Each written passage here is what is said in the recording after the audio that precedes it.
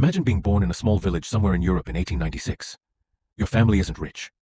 In fact, you're poor by most standards, but you have enough to survive. There is peace. You grow up helping your father on the farm, waking up early to work the fields before the sun becomes too harsh. You go to school whenever work allows it, but education isn't the center of your life. Survival is. Still, life feels normal.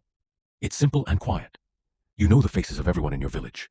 You know the sound of your mother's voice calling you in for dinner, the smell of freshly baked bread, and the sight of your little sister running through the fields without a care in the world. You aren't dreaming of glory or greatness. You aren't preparing to become a soldier. You're just an ordinary boy who wants to live an ordinary life. Then, in the summer of 1914, everything changes. One day, news spreads throughout the village that Archduke Franz Ferdinand has been assassinated. People gather in the streets discussing what happened. Some seem worried, others are curious. But to you, it means almost nothing. You're just 18 years old, politics doesn't interest you. Royal families don't concern you. You have crops to harvest and a future to build. You're simply a young man who wants to live in peace. Then war is declared. Almost overnight, the atmosphere changes completely. Flags are raised, patriotic songs fill the streets. Men shout that victory will come quickly. Politicians promise everyone that the war will be over before Christmas. Young men volunteer enthusiastically, convinced they'll return home as heroes. Girls hand flowers to departing soldiers. Entire towns celebrate as if they're witnessing the beginning of a grand adventure, rather than the opening chapter of one of humanity's greatest nightmares. You don't want to go. You never wanted to go. But people begin asking questions. Your neighbors wonder why you haven't enlisted yet. Your friends have already signed up. Your father looks at you proudly and tells you that a real man fights for his country. If you refuse, people won't call you cautious. They won't call you wise. They'll call you a coward. Eventually, the pressure becomes impossible to ignore. You walk into the recruitment office, give them your name, and sign the papers they place in front of you. The man behind the desk barely looks at your face. To him, you're just another recruit. Another body for the front lines. You return home carrying the news. Your mother cries as she packs your belongings. Your father shakes your hand with pride. Your little sister stares at you as if you've become some kind of hero overnight. If only you knew what awaited you. You would have run. You would have disappeared into the woods. You would have done anything to avoid what was coming. A week later, you're sent to training camp alongside hundreds of boys just like you. Many are excited. They laugh together, talk about medals and glory, and imagine themselves returning home to cheering crowds. They think war is exactly like the stories they've heard growing up. You fight bravely, defeat the enemy, and return as a hero. Reality introduces itself on the very first day. They hand you a rough wool uniform that scratches against your skin, heavy boots that crush your feet, a steel helmet that presses painfully against your head. Then they place a rifle in your hands. You've never even fired one before. The officers begin screaming immediately. Move faster. Stand in line properly. What is wrong with you idiots? You fail simple drills and are humiliated in front of everyone. The officers shout that if you can't follow orders here, you'll die the moment you reach the battlefield. Training is brutal. You wake before sunrise and run until you feel like your lungs are tearing apart. Some recruits vomit from exhaustion. You crawl through mud, carry heavy equipment until your shoulders burn, learn how to shoot, how to stab with a bayonet, and how to dig trenches. Every single day is filled with exhaustion, pain, and shouting. One morning, you're a few seconds late responding to an order. Your punishment is immediate. You run around the camp carrying your rifle while the officers scream insults at you. Your legs feel like they're on fire. Your chest tightens with every breath. You think you're going to collapse. And that's when you learn your first real lesson about war. The army doesn't care who you are. You aren't someone's son. You aren't someone's brother. You aren't even an individual. You're a number, a tool. And if you die, there will always be another 18-year-old boy waiting to take your place. After weeks of brutal training, the officers finally announce that the men who are ready will be sent to the front. The front. That's where the real war begins. That night, nobody talks about medals or glory anymore. Some men sit quietly writing letters to their families, carefully choosing words in case these become the last things their loved ones ever read from them. Some pray silently in the darkness. Others stare into nothing, unable to process what tomorrow may bring. A few cry without making a sound, hoping nobody notices. You try to look brave. You tell yourself you'll be fine. You lie to yourself. Your heart pounds so hard, it feels like everyone around you can hear it. Because deep down, you know that whatever happens next, you will never be the same again. The journey to the front begins aboard a crowded train packed with soldiers. The smell of sweat, fear, and unspoken dread fills the air. The excitement that once surrounded enlistment has disappeared. Nobody sings anymore. Nobody boasts about becoming a hero. As you stare through the window, the world outside begins to change. Burned forests stretch across the horizon. Destroyed houses stand empty like skeletons of the lives they once sheltered. Massive craters scar the earth where artillery shells have struck. Entire villages have been reduced to ruins. By the time the train stops, the illusion of war being an adventure has already begun to die.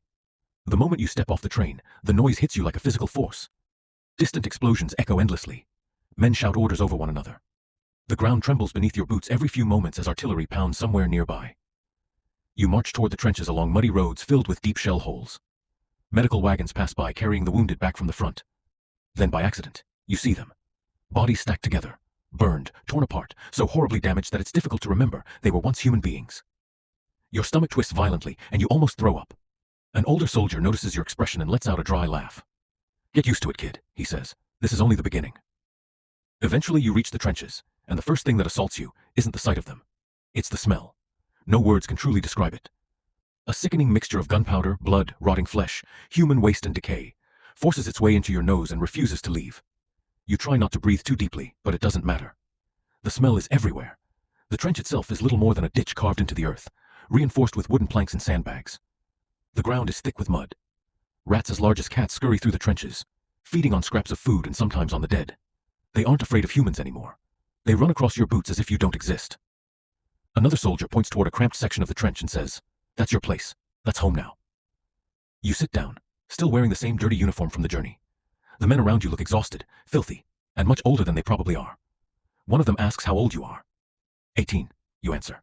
He slowly nods before saying, "You're still young. Maybe you'll survive for a while." His words send a chill through your body, but you try to ignore them. Mostly you wait. That's what trench warfare becomes. Waiting. The first days are unbearable. There isn't always fighting, but the constant shelling destroys your nerves. Every explosion feels close enough to kill you. The sound tears through your ears and settles deep inside your mind. You barely sleep. Every time you close your eyes, another blast jolts you awake. Your heart races constantly. Your hands tremble, but you hide them so the others won't notice. The food is terrible. Hard bread, thin watery soup, and whatever else happens to arrive. You force yourself to eat because you know you have no choice. Clean water is scarce. There isn't enough for drinking, let alone washing. Everyone is filthy. Nobody has bathed in weeks. Lice infest your uniform, your hair, every part of your body. They bite endlessly until the itching becomes unbearable. Then there are the diseases. Trench foot begins to spread among the men. Their feet remain wet for so long that the flesh swells, rots, and turns black. The pain becomes unbearable. If it isn't treated, the only solution is amputation. You witness 3 men lose their feet in a single week. Influenza spreads through the trenches. Even the smallest wound can become infected and kill you. Doctors do what they can, but medicine is limited and many never make it. And then there's the gas. Yes, gas. One of the most terrifying weapons of the war. The alarm suddenly sounds. Gas! Gas! Men scramble desperately for their masks. Your hands shake so violently you can barely fasten yours. You finally pull it into place and struggle to breathe through it. Then you notice one soldier nearby fumbling with his mask. He isn't fast enough. He inhales the poison. He collapses to the ground, convulsing violently as blood pours from his mouth. His eyes burn. He screams, but the screams soon become choking gurgles as he slowly suffocates in front of you. You can't help him. You can't save him.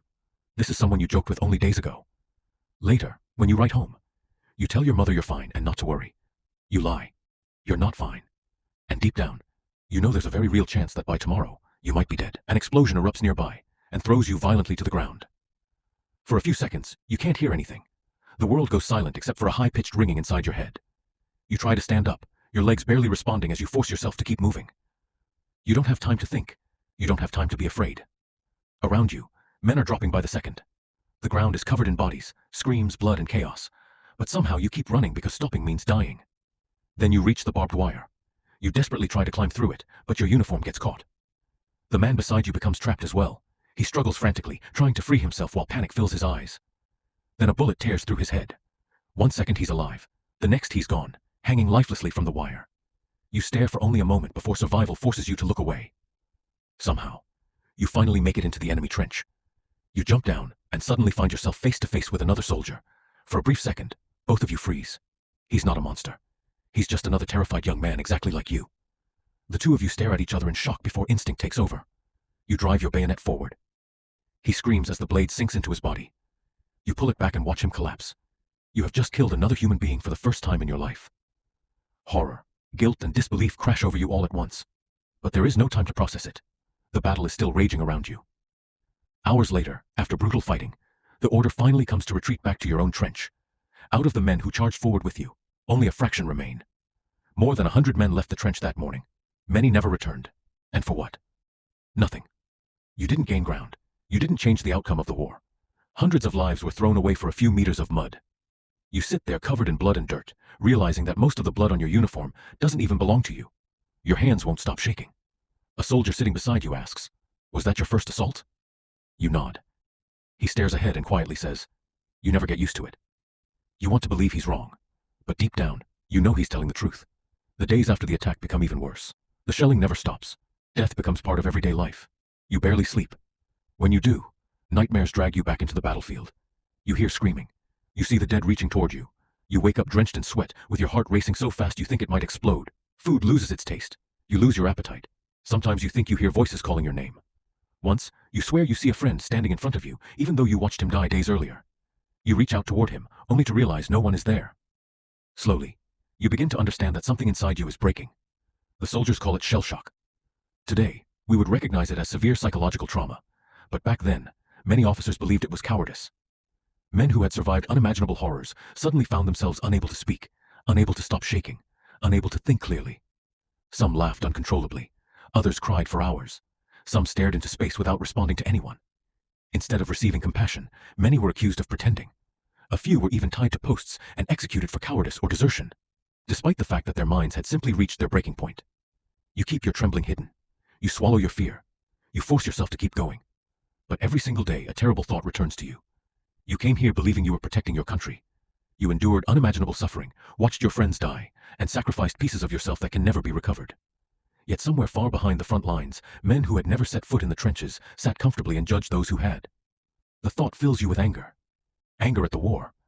Anger at the men who started it. Anger at a world willing to sacrifice millions of young lives for reasons most soldiers never truly understood. Then winter arrives. And somehow, things get even worse. The trenches freeze over beneath heavy snow. You have no proper winter clothing. Only a thin coat and a single blanket separate you from the bitter cold. At night, temperatures fall below freezing. Your fingers grow numb. You watch frostbite slowly consume men's hands and feet until they resemble dead flesh. The officers warn everyone not to fall asleep for too long during the coldest nights because some never wake up again. One morning, a soldier beside you remains sitting exactly where he was the night before. His eyes are open. His body is frozen solid. They carry him away without ceremony. No funeral. No prayers. Just another body removed from the trench. The journey home feels strange. Through the train window, you look at a country that no longer seems to exist. Burned villages. Destroyed churches. Entire towns filled with widows dressed in black and children who will never know their fathers. The war may be over, but everywhere you look, its scars remain. Eventually, the train reaches your village. You step down, carrying what little is left of your belongings. Your mother is waiting. The moment she sees you, she runs toward you crying and wraps her arms around you so tightly as if she is afraid you might disappear again. Your father shakes your hand proudly and calls you a hero. Your little sister stares at you from a distance. There is something unusual in her eyes. Not excitement, not happiness, almost fear. She doesn't fully recognize the person standing before her. The brother who left years ago is gone. In his place stands someone else entirely. That night, you lie in your old bed. Everything looks exactly the same. The same walls, the same window. The same room where you once dreamed about the future. But sleep refuses to come. Every sound startles you. Every shadow looks like an enemy soldier. You wake up screaming, desperately searching for your rifle before realizing where you are. Your family rushes into the room trying to calm you down. They tell you everything is all right. They tell you that you're home now. But you know the truth. You may have left the trenches, but the trenches never left you. The days pass and everyone expects you to return to normal. They expect you to work in the fields again. They expect you to laugh and enjoy life as if nothing happened. You try. God knows you try. But something inside you refuses to heal. Loud noises make your heart race. Crowds make you anxious. Conversations exhaust you. People celebrate victory while you can only think about the millions who never made it home. You remember your friends. You remember the enemy soldiers. Boys just like you. All dead. All sacrificed for a few kilometers of mud and the pride of powerful men sitting safely behind desks. You begin to hate the speeches about glory. You hate hearing politicians talk about honor and victory. You hate how easily people forget the cost of war. Millions of lives destroyed for almost nothing. If you drink alcohol, you discover that it numbs the pain for a while. It allows you to forget for an hour or two. But eventually the nightmares always return. The faces of the dead never leave you. Years pass. You try to build a life. Maybe you marry. Maybe you have children. But every night when you close your eyes, you return to the trenches. You hear the whistles. You hear the artillery. You hear the screams. You wake up drenched in sweat, shaking uncontrollably. One day, your children ask you what the war was like. How do you explain such horror to a child? How do you describe the smell of death? How do you tell them about the men you killed and the friends you couldn't save? How do you explain that the greatest victory of your life was simply surviving? So you force a small smile. and tell them only what they can understand. You tell them that war is terrible. You survived the First World War. But a part of you died there among the mud, the bodies, and the endless shell fire. That part never came home. It never will. And every single night, when you finally close your eyes, you return to the trenches once again. You always return. Completely unaware that somewhere beyond the horizon, another war even more devastating than the first is already approaching. A second world war. One that will destroy millions more dreams and force humanity to relive the same nightmare all over again.